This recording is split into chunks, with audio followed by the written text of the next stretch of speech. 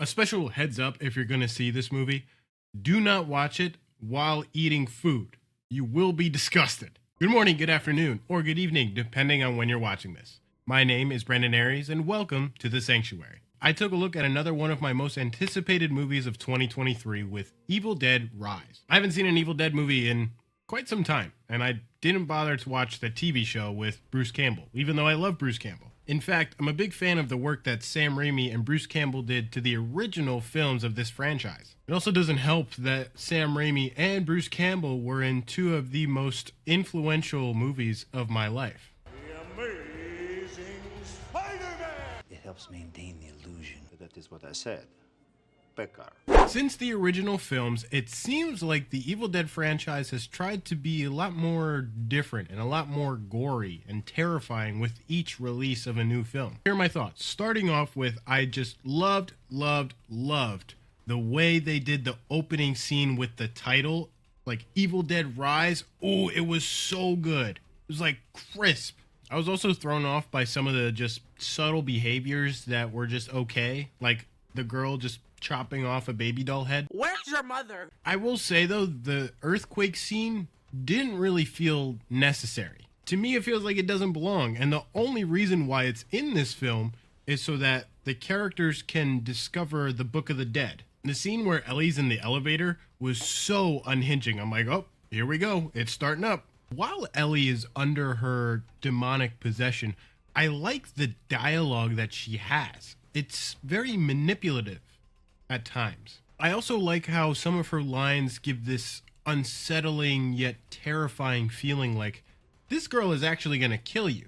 Along with the music in the background, it makes you feel like her words are suffocating you at your seat.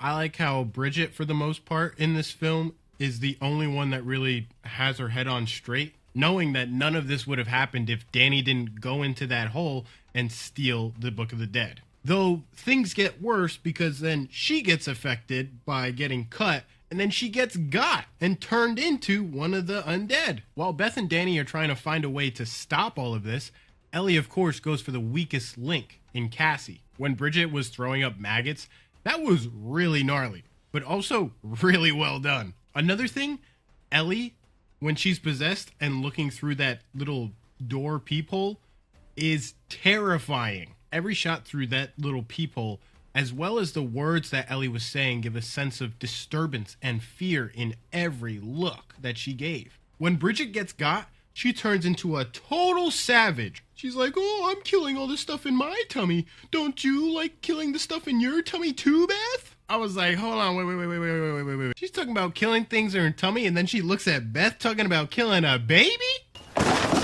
This film, towards the final act, doesn't hold back on the gore or the blood or the death. It doesn't hold back on any of it. And for the first time in a movie like this, my stomach actually felt uneasy or even a little nauseous at times. And that never happens. But it doesn't help that I was eating. So that's why I gave the little warning at the beginning of this video, so you are protected. The finale was such an amazing stress roller coaster in the best way possible. And I like the nod to the originals with the chainsaw in hand. But man, did I feel the suspense inside. Everybody knows that feeling when you're on the edge of your seat and you don't know how it's going to end. So you're just sitting there in suspense, waiting to watch it all unfold. You're either eating your food really fast, or you're biting your nails, or you're just so shaken up that you don't know how it's going to end. And you're like, just end it already. And the ending was paid off.